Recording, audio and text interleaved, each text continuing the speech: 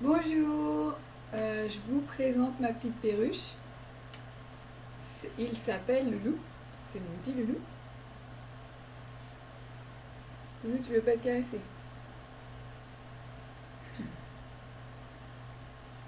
C'est mon petit Loulou. Ou oui, mon petit Loulou.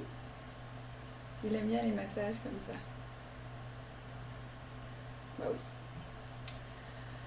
Alors, j'espère de tout cœur que vous qui m'écoutez, qui êtes en France ou ailleurs, allez bien pendant cette période de confinement.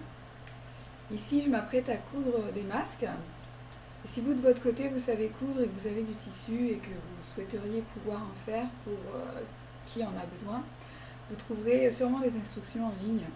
Savoir qu'il y a des normes à respecter, surtout si vous faites pour des masques pour le personnel médical.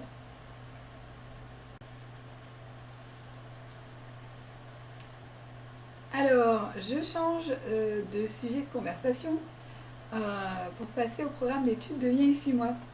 Aujourd'hui, je vais commencer par parler d'Enos et de sa fameuse prière. Son âme avait soif de recevoir la rémission de ses péchés au point qu'il était disposé à prier sincèrement, aussi longtemps que nécessaire, jusqu'à ce qu'il entende la voix du Seigneur lui dire que ses péchés lui étaient finalement pardonnés. Alors j'ai eu une amie qui est décédée maintenant, et elle était en fait ma conseillère à la primaire il y a des années. Elle m'a dit qu'elle avait tenté cette expérience et le résultat qu'elle avait eu était un peu similaire. Et en fait, elle ne s'attendait pas à ressentir autant d'amour, un amour très puissant de la part de notre Père Céleste. Alors personnellement, j'ai jamais essayé de faire cette expérience. En fait, j'ai essayé d'autres choses et je vous en parlerai un petit peu plus tard. Alors aujourd'hui, je vais décortiquer les notes que j'ai prises pendant ma lecture et mon étude des chapitres pour cette semaine par rapport à ce qu'on nous a donné à lire dans le manuel. Alors dans Énos 1, le verset 8, le Seigneur dit à Énos que c'est sa foi qui l'a purifié. Au verset 12, le Seigneur lui dit qu'il va lui accorder selon son désir à cause de sa foi. Au verset 15, qu'il peut demander avec foi et s'il croit qu'il recevra au nom du Christ, alors il recevra ce qu'il demande. Et au verset 27, Énos avait une connaissance sûre qu'il retrouverait notre Père Céleste après sa mort. Alors quelle chance, et même je dirais quelle joie et quelle rassurance pour lui. Alors on peut voir que notre Père Céleste et Énos avaient une très belle relation. Dieu savait qu'Énos était rempli de bonnes intentions, qu'il ne lui demanderait jamais de choses sans importance à ses yeux, aux yeux du Seigneur. Il savait qu'Énos aimait ses frères, les Néphites, autant que les Lamanites. Il était rempli de cet amour inconditionnel que tous les prophètes ont eu et ont toujours de nos jours également. Énos était humble, il était aligné avec la volonté du Seigneur, il était proche de lui et il avait une foi infaillible. J'adore et j'admire ce genre de personnes. Je les trouve tellement inspirantes et paisibles. En fait, j'aimerais bien devenir comme ça moi-même. Ensuite, dans Jérôme 1 au verset 4, il est dit que tous ceux qui n'ont pas le cœur roide et ont foi sont en communion avec l'Esprit Saint. Au verset 5, les Néphites avaient des lois extrêmement strictes pour les aider à rester sur le droit chemin, donc à rester proche du Seigneur. En fait, je pense qu'ils ne voulaient pas se laisser engouffrer dans les péchés. Alors que les Lamanites, eux, qui étaient extrêmement plus nombreux que les Néphites, eux, ils aimaient le meurtre. Ok ? On a les deux opposés. On peut sûrement comparer certaines de ces choses à ce qui se passe ou ce qui va se passer, ce qui est en train de se passer dans le monde aujourd'hui. Par exemple, dans Omni, chapitre 1, versets 5 et 6, la partie la plus méchante des Néphites fut détruite, confirmant ainsi les promesses du Seigneur, que si son peuple ne gardait pas ses commandements, qu'il ne prospérerait pas dans le pays. Alors au verset 7, on nous dit que néanmoins, le Seigneur épargne les justes et il les délivre des mains de leurs ennemis. Au verset 12, Amaléki nous parle pour la première fois du roi Mosia, qui a reçu le commandement de s'enfuir avec son peuple du pays de Néphi à cause de la méchanceté des Lamanites. Ils sont donc conduits par la main du Seigneur jusqu'au pays de Zarahemla, où ils rencontrent un nouveau peuple, heureux de les accueillir, car ils venaient eux aussi de Jérusalem.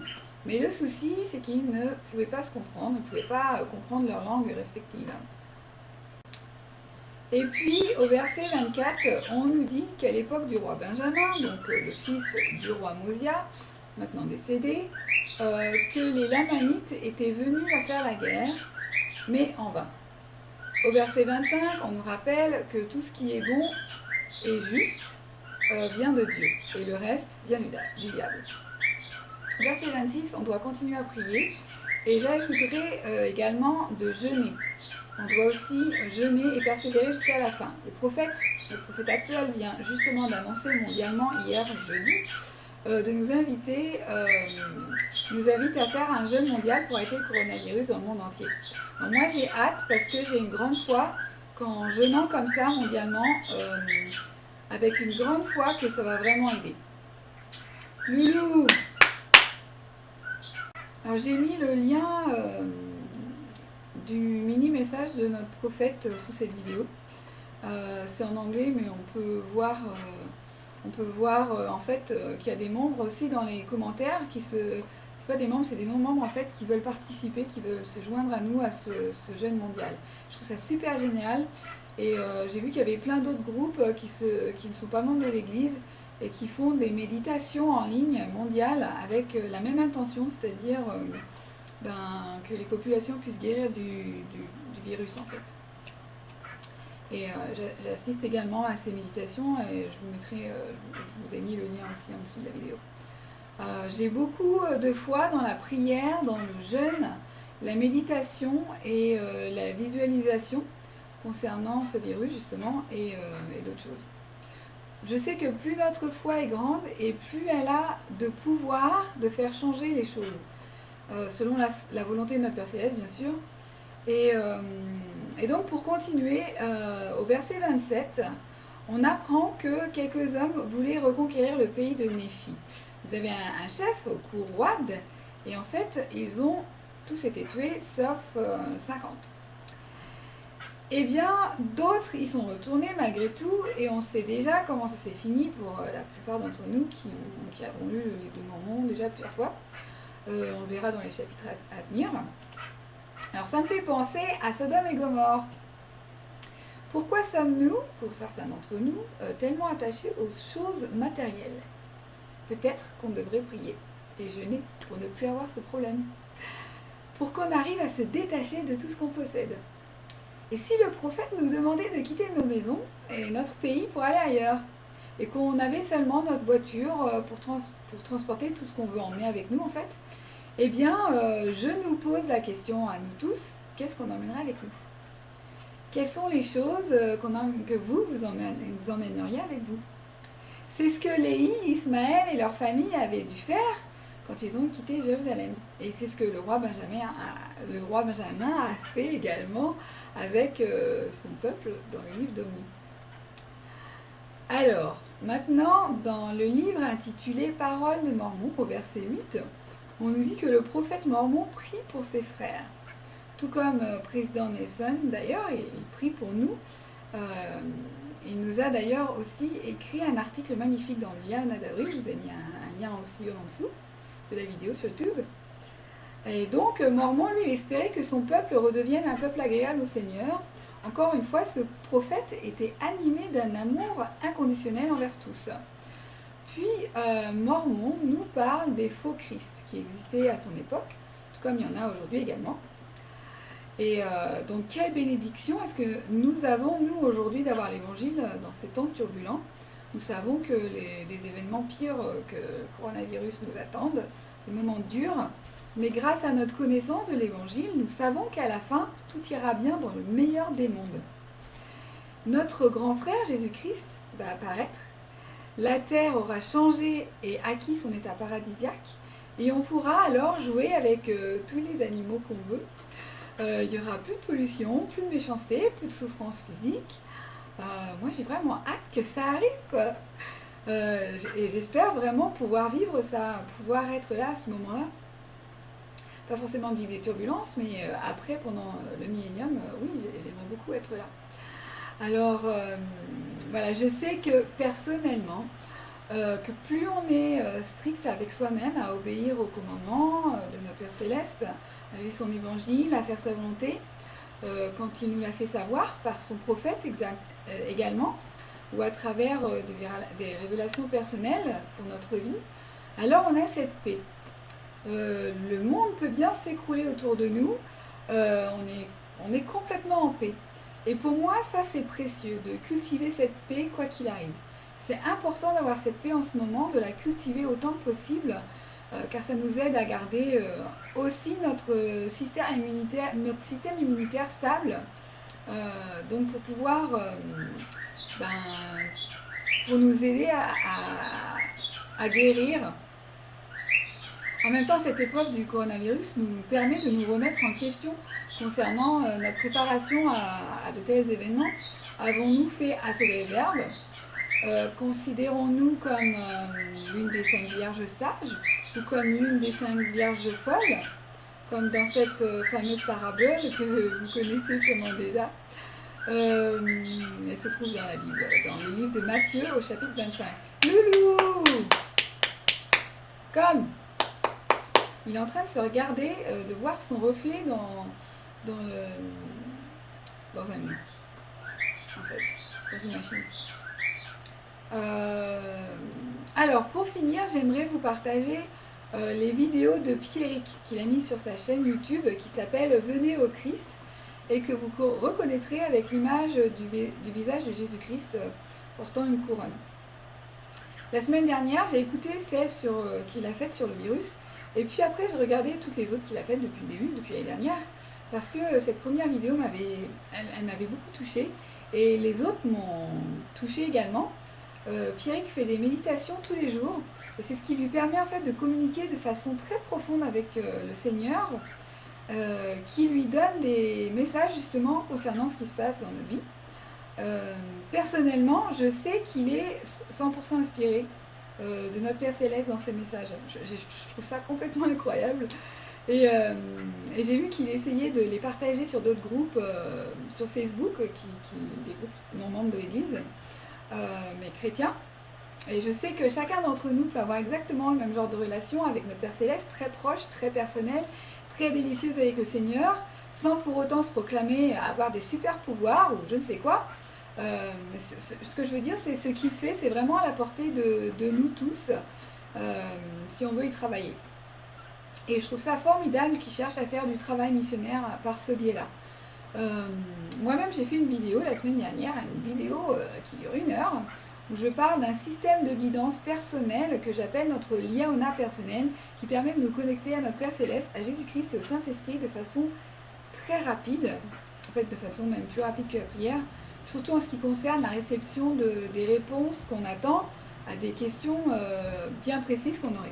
Cette vidéo se trouve sur ma chaîne YouTube intitulée Mission de vie des SDJ. Dans cette vidéo, je vous enseigne comment utiliser cet outil, cette technique dont je vous parle pour recevoir des réponses très rapides et très précises. Alors ce système de Liaona ou de guidance interne, comme je l'appelle, que nous l'avons tous dans notre corps, il nous permet également de nous tester pour savoir connaître l'efficacité en fait de notre système immunitaire.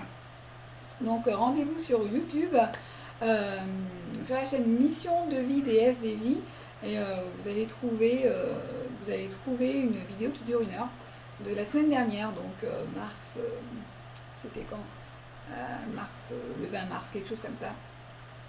Voilà, ou avant le 20 mars. Alors, et vous vous en doutez sûrement, plus votre taux immunitaire, votre système immunitaire est fort, et moins vous avez de chances d'être dévasté par le virus. Vous pouvez l'attraper, mais votre corps sera le terrasser sans problème. Donc priez fort pour que votre système immunitaire soit boosté à son maximum et incluez cette demande dans votre jeûne ce week-end justement. Ayez foi que ça va marcher et je vous le dis, ça va marcher selon votre foi, selon la volonté du Seigneur qui vous aime toujours et vous aime toujours bien sûr. Ok ? Voilà, je vous souhaite de rester fort et ferme pendant ce confinement mondial. Je vous aime, prenez bien soin de vous et je vous dis à bientôt.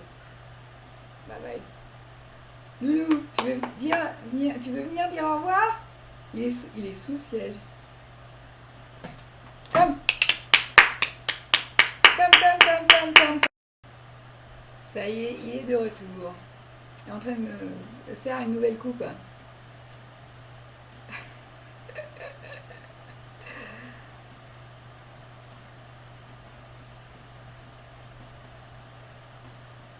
Bonjour mon petit loulou. Bonjour.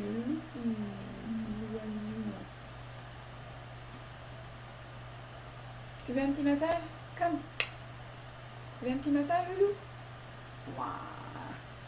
Un petit massage comme ça. Des petits massages que tu aimes bien. Oh, un petit massage à sous.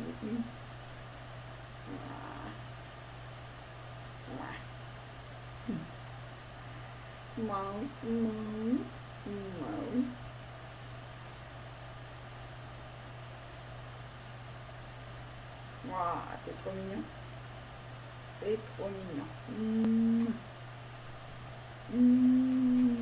Moi, t'es mignon. Ah oui, t'es mignon. Un bisou. Un bisou. Un bisou. Comme. Oh, regarde, t'as perdu une plume. T'as perdu une plume là.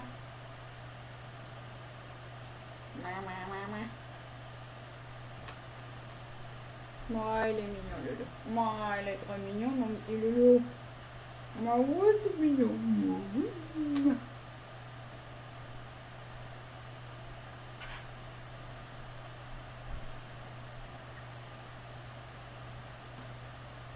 On dit au revoir? On dit au revoir? Ouais. Ah ouais, ah ouais, ah ouais.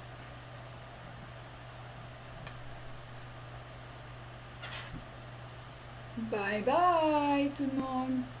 Au revoir tout le monde. Mais non, ne me mords pas.